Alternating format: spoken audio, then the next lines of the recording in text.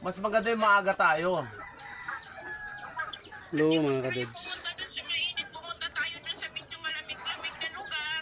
Malamig nga yung ano ron, yung Dito kami sa farm ni yung Admin. sapa doon malamig talaga. Mas lalo pang Kate kami ng umaga. pato.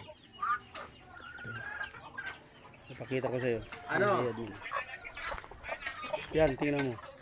Agoy! Dalawang pato yan. Oh, nakakasarap na yan. Ang amoy lang. Ulam na. Aba. Iba naman yung malamig na Nakasama namin lugar dito sila, na Sogo. John. Iba yun. Bibig. Kala ko gusto mo doon sa ganun malamig na malamig. Pero doon sa sapa, malamig talaga doon. Oo. Grabe na lamig doon. Pero kailangan lang talaga natin maaga kasi pag tanghali na, nakakatamad mag ano ng tanghali. Sino yung- Nakakatamad, mainit kasi. Sino yung sa baba? John. John, sino yung sa Ayan ang baba? problema nga, motor. Kasi sino? Sa baba, sino yun? Oo.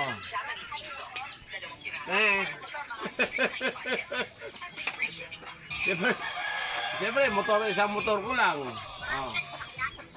Motor ni Dodoy, motor ni Cosino. Motor ni Colorano.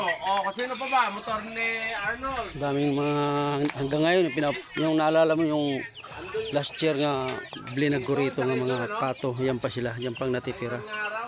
Layo pa niya, nakabawasan naman namin yan ng dalawa ngayon.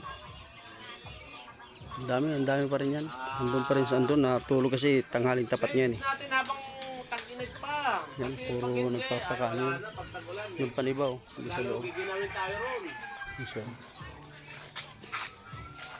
Yun. Yun, meron pa rin yan. Loob na yan. Yung pang iba, mga anak. Yun, oh.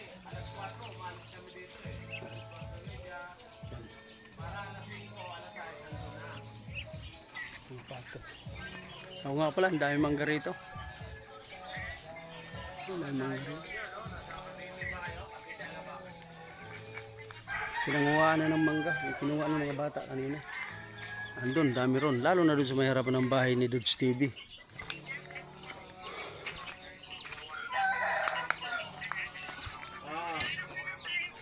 Hindi, kay Bats Lyra naman. Kay Bats Lyra. Kabilang kami rito ng Di ba subdivision. sabi niya sa 23 na lang daw? 23? Yung mga kambing niya. Oh. Yan. Yan. Kalat ang mga kambing. Gawa ng mainit. Pinasisilong.